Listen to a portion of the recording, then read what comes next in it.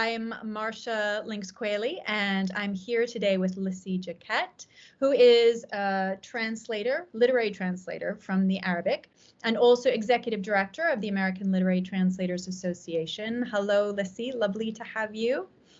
Hi, Marcia, thanks for doing this. Yes, so Lissy, you may know her from her translation of Basma Abdel Aziz's The Queue, which was shortlisted for the TA First Translation Prize and longlisted for the Best Translated Book Award. And then the translation we're discussing today, which is Dima Wannous's The Frightened Ones, El-Khayfoun, has not yet been on the list for any prizes, but I do expect it because it certainly should be. Dima Wannous, like two of the main characters in The Frightened Ones, was born in the early 1980s, and she is the daughter of the great Syrian playwright Abdel Wannous, who last year this book, Sentenced to Hope, came out, and I strongly recommend it in translation, a collection of his plays. She first started out with a short story collection called Details in 2007 and a novel Chair in 2008. 2009, she was named one of the Beirut 39, which was a group of 39 authors under the age of 40, which were meant to represent sort of the great up-and-coming Arab authors under 40. Then summer 2011, like so many people, Dima left Syria, and it wasn't until I think 2016 that she started writing in earnest. I think she continued writing, but it talks about how she ripped up many first chapters in this other period. This book, El-Khayfoun, was shortlisted for the International Prize for Arabic Fiction in 2018, and now Lissy's beautiful translation is out in the UK this month and will be out in the US in August. And thank you so much. And I would love it if you would read a passage from the book that's, that speaks to you in some particular way. Wonderful. Well, there are so many tender, touching passages in this book that it was hard to pick one because there were so many that did really stay with me as a translator and as a reader. But here's one from quite early on in the book that kind of sets up one of the narrators' relationship with her father. This one is the first one that came to mind as a passage, but that has stuck with me. I opened the filter water tap and filled the coffee pot just over halfway, then added the coffee grounds. I lit the stove, placed the pot on the hob, and watched it heat up as if nothing existed but that small circle of water. My life was full, just like the coffee pot. I stood there and grew tired of standing. I watched the water, knowing that what Baba really wanted was for us to talk about something. Coffee was just an entry to conversation. My stomach clenched. Talking was agony, but a cup of coffee was a stepping stone. A susurrus of steam interrupted my thoughts. A spoonful of sugar, the brew foamed, then calmed. 3 spoonfuls of coffee, and it foamed again. The coffee rose and foamed, and then fell. I love that viscous foam, and it reminded me of the hot milk mixed with Turkish coffee. When I was young, we did not yet have Nescafe. We used to drink hot Turkish coffee with milk, and it was delicious. The taste is still sharp in my mind. I brought the coffee to a boil until all trace of foam had disappeared. I placed the pot on a small tray alongside a caramel-colored cup, its 6 sides decorated with olive flowers. I lifted the tray, always walking slowly so the coffee would not spill. In those days, I wore clogs, and my mother had shown me how to move in them as easily as if I were barefoot. I walked through the house like a ghost, no footfall preceding me. With daily practice, the nerves in my toes and feet grew used to the constricting clogs, slippers, and all kinds of shoes, even heels. The sound of skidding on tiles was never heard in our house. I entered his room. His bed was on the right. Every 6 months, my mother rearranged the position of their beds. Sometimes she slept on the left bed, and other times in the right one. That was how it went. The bed on the right was gray, and its wooden headboard was decorated with carved flowers and leaves. My father was sitting up, leaning against a pillow with the quilt pulled up to his chest. I poured a coffee for him and placed it on the nightstand to his right, and he asked me to sit next to him. He gave me a tender smile to start the conversation. Then he uttered a single sentence in a voice firm and composed.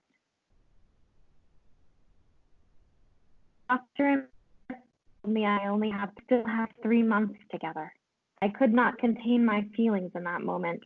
A pang passed through me and my eyes filled silently with tears. I remember my voice disappeared and my body began to tremble. My eyes swam and all I could see was darkness. The tears gathered under my eyelids and then streamed down, and I remember feeling their heat on my face. I could not move. At the time, I did not know how this moment would change my life, that the trembling would stay with me and remain part of me until this day. My father opened his arms to hug me, and in one movement I went towards him, as if I were a statue being lifted from one place to another. I flung myself onto his chest. An anguished sob crept up through my lungs and escaped. I could not swallow it.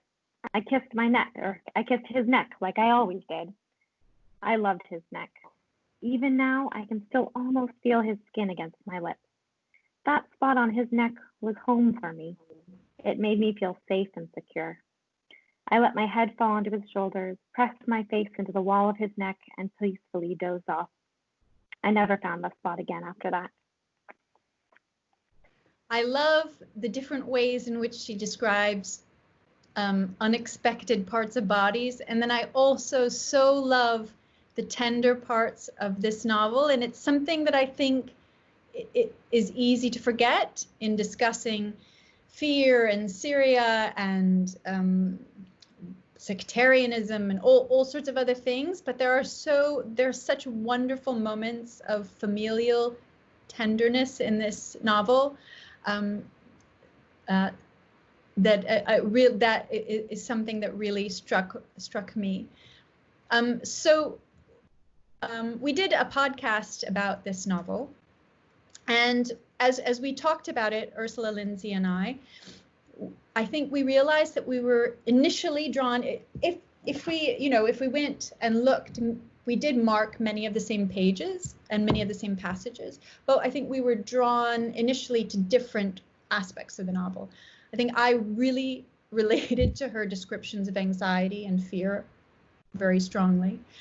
And I think Ursula was drawn initially in through the different portraits of family and the sort of wide network of family. And I wanted to know what it was as you first read the novel that really drew you in, and then how that kind of blossomed for you.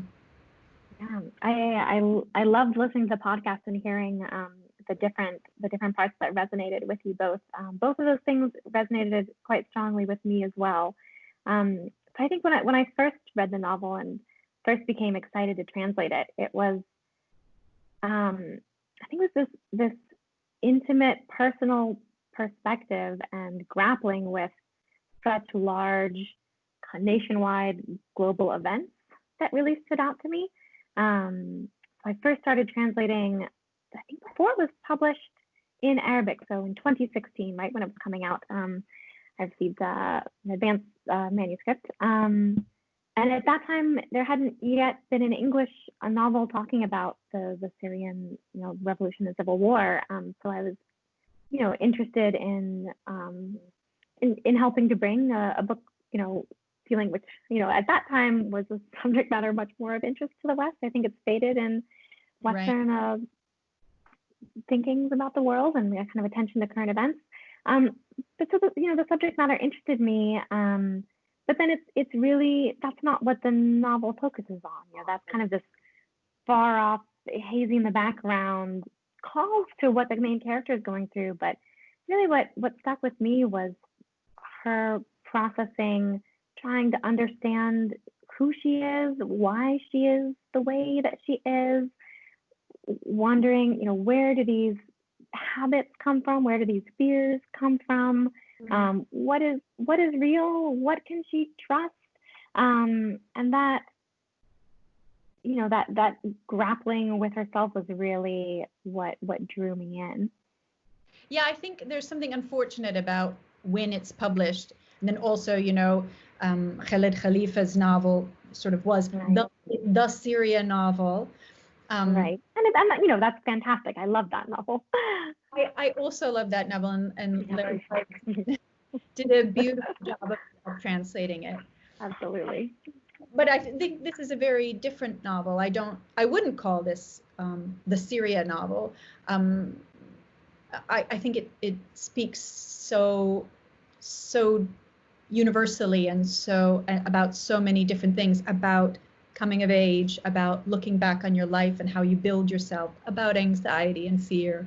I think it speaks to this particular moment of mass fear. It really does. There was another, what she talks a lot about in the novel is, I think she's trying to grapple with how much of, these anxieties and fears, which are so intimately personal to her, how much of those are hers and how much of them are simply a trait that she shares with everybody in society who has undergone this collective trauma. And if you'll let me read just another I would love short paragraph. As I was flipping through today, it's the first time I picked up the book since we've been in this current moment of lockdowns and a global trauma, and it's been surprising to me how new things are resonating with this current moment. Okay, one paragraph. So this is a different narrator, by the way. This is Sulema. Is there anything more vivid than fear? Nassim has stolen stories of my father and my fear-flecked childhood and animated them with his own character. If I tell him this, he will say that my family and I are just 4 people among 23 million frightened Syrians. Or he will tell me flatly that he's also afraid and has disguised himself too behind a pen name. He will say that he lost his family just like Malik lost her husband, that we all have the same story. We may as well be copies of each other. Here we are at school, at home, in the streets, in Damascus's few cinemas, at the theater, in government offices, all of us living one story, one aching version of humankind. Yeah, and so if you listen to the podcast, then Ursula and I had a little sort of argument about the way in which the book was structured, and I loved this this conceit of who am I?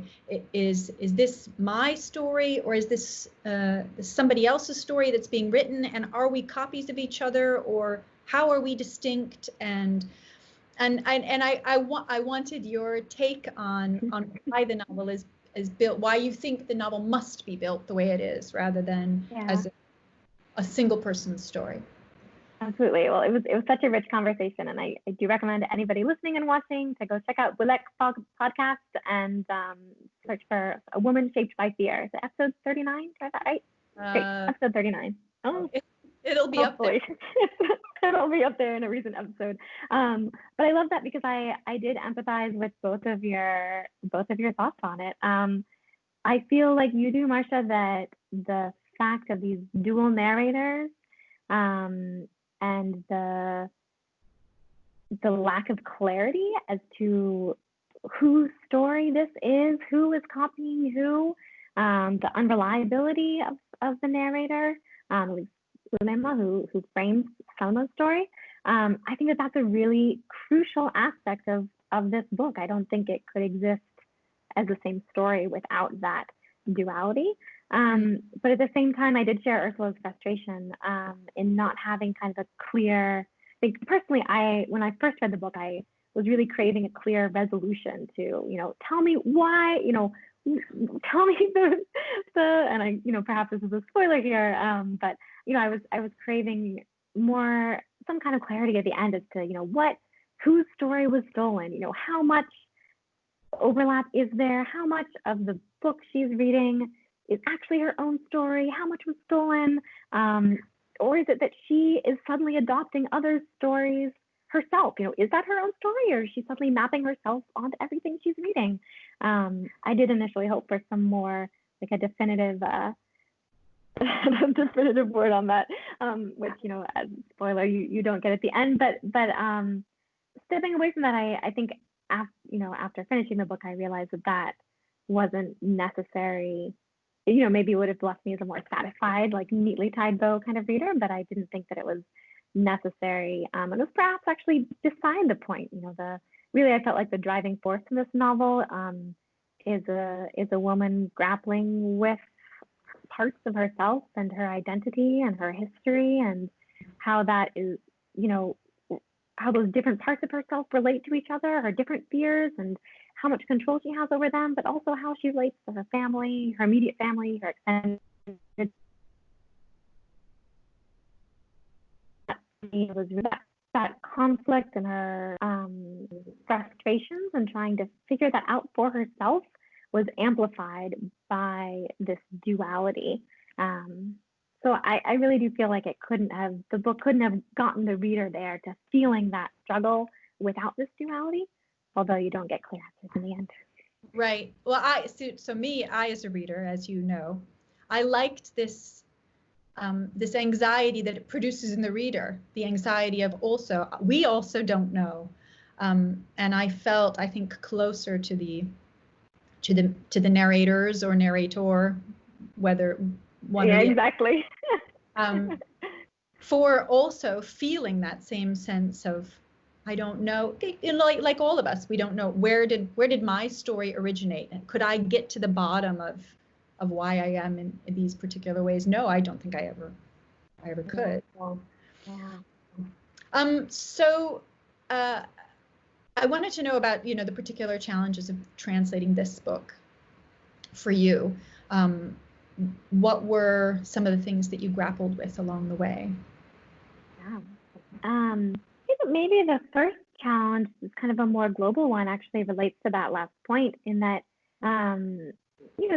so the book is set up in alternating chapters alternating between two different narrators. And I think initially I expected to develop two really different voices for those two narrators, and ended up looking for something that wasn't actually there. Their voices are quite similar. So that was, a challenge in kind of subverting my own expectations, and then kind of giving into the fact that their stories would have to kind of distinguish themselves as opposed to, their style or their voice. But I'll also say that there was one passage in particular, few pages in particular, that were terribly challenging as a translator, and you might be able to guess which ones those are, is when they're talking about different dialects in rural Syria. And, it's, how do you, so she spends several pages talking about the kind of just, so-and-so's dialect sounded like this. And, in my village, we would say this kind of word. She talks about different dialects for different sects. Of course, the idea of different dialects isn't, foreign to English readers, but certainly the idea that, of different sects having different dialects is. Right. And a lot of the description there is, she's talking about the differences between classical Arabic, Fusha, and their dialects, or Amiya. And so, and that at one point it does come across explicitly, or she says, so-and-so would always speak in classical Arabic. Okay, well, what does that even mean to an English reader? So trying to figure out, she goes through all these different, linguistic examples, which I'm sure if you're a Syrian reader reading this, you can immediately place those emotionally and politically and socially, and that's just not the case. And so the big challenge for me there was kind of teasing apart, what's important in these sections. She's kind of going through a bit of ethnography there. The meanings of the words often aren't really important, but there's some humor in there. She tells a story about an officer, and there's like a joke in there that took me ages to kind of nail down, and I'm satisfied with what I did. But that was certainly a challenge to try to figure out both how can I get across the idea of of these different dialects and of these different of the diglossic nature of the Arabic language in these specific examples without having so many glosses or having it just be incomprehensible. And then the other part of it was in trying to create new English examples, figuring out what would perhaps map to an English reader. And it's interesting, at one point she talks about the people in the village pronouncing the qaf, whereas people in Damascus wouldn't. And that is kind of the opposite of what you would expect, I think, or what the stereotypes that English readers have, or that English speakers have. The stereotype is, oh, urbanites are, pronounce things more properly, and people from the village, from the rural area, they're the ones who are probably dropping their letters and dropping their parts of the word. Yeah, that was a lot of translation puzzles, which are the most fun, the most hair pulling out. But I think in the end, I mean, I can't read it completely as if I didn't even know that there were dialects. Right. But it read legibly without ever bogging down the reader in anything less than the forward motion and joy of the moment. So I think you can feel that you succeeded. So I wanted to ask something sort of more globally also about your translator, because I won't name who this was, but you could probably say this about a number of male translators actually who have large oeuvre now of books that they've translated from Arabic, and many of them have translated maybe one woman writer or none at all. And when I've asked, what does this mean? Why is this? And the answer has been, even if it's 30 books and they're all by men, that it's just a coincidence. Just that's the way it is. That's just the books that they were drawn to. So your oeuvre, on the other hand, is the opposite. It's all women writers obviously in short stories. There are exceptions. You have a beautiful translation of Ahmed Naji's Signorina, or Signora, whatever the name of that hat, in Book of Cairo. But in terms of book length works, you've chosen, with one exception, to translate works by women. And I wanted to know what lies behind that. Or you could just say, sorry, it's just a coincidence. It's actually an awfully large coincidence if you look at the statistics, which I know you have. No, you're right. That's absolutely a choice on my part. So I started translating in earnest in 2013. I think that's right, 2013. And so at the very beginning of my translation career was when the Women in Translation movement was really gaining a lot of momentum. And that was really powerful for me to kind of look at there's a number of people across literary translators across languages looking at the statistics for what is published in English and what percentage of male writers versus female writers are published in English. And at that time, I think those last stats having that kind of current in the conversation made me look at what I had translated up until that time. And I guess I'll pause that train of thought for a moment and say that, so the first book I translated is The Q by Basma Abdelaziz. And that was certainly a choice. That book resonated with me. I adore it. I adore Basma. I adore working with her. But it's one that I chose because I was specifically looking to translate a woman writer. I had lived in Cairo for 6 years and run a book club for many years. And it was a bilingual book club. So we read books in translation from Arabic. And our choices for books translated, books that were written by women was much slimmer. And so I was already somewhat aware of the disparity. And so that led me to the choice of really seeking a woman writer for my first book-length translation. But then it wasn't until the Women in Translation movement that I really, kind of looked at the statistics across languages. And then also did 4 years ago an analysis of Arabic language publications up to that point, and was surprised by a couple things. One, I think that I'd thought, oh, I'm sure, I'd had an inclination to translate, translate more women. I bet that I've done a pretty good job about that. And I hadn't. I looked back at what I had translated, and the one book was by a woman, but in terms of short stories, both ones that I had chosen and ones that I'd been commissioned, I think it was about 50-50 at that stage, or maybe even more men than women. And so I was surprised at my own unconscious bias. And then also in 2016, running an analysis of how many books had been published in English by women, books by women that had been published in English, found that Arabic actually fared worse than other languages. At that point in 2016, it was about a quarter of the books published in English were written by, this is all in translation, as the asterisk to all of this, like he keeps saying, Right. published in English, but published in English translation. For most languages, it was about a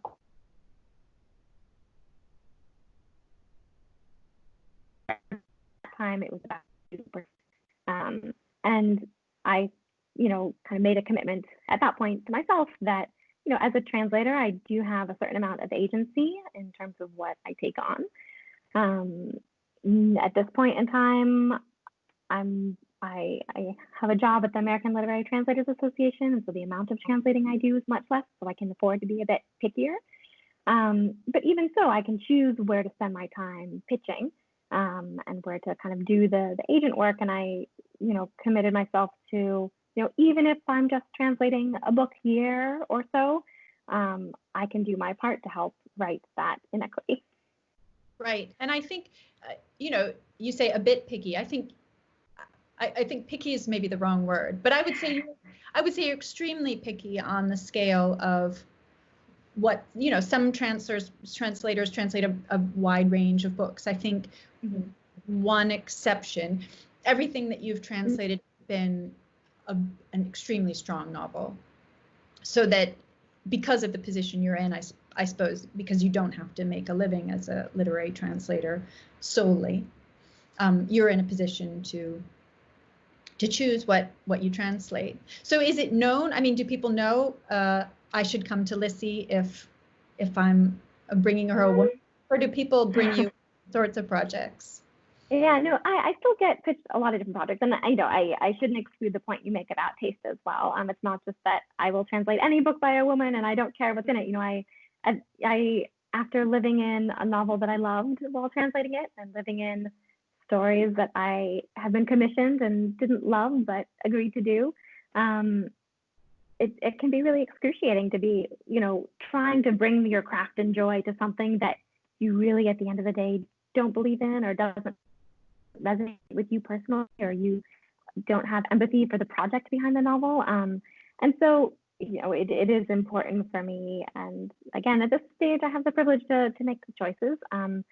But it is important to me that I really believe in the books that I'm translating for one reason or another. But it's not.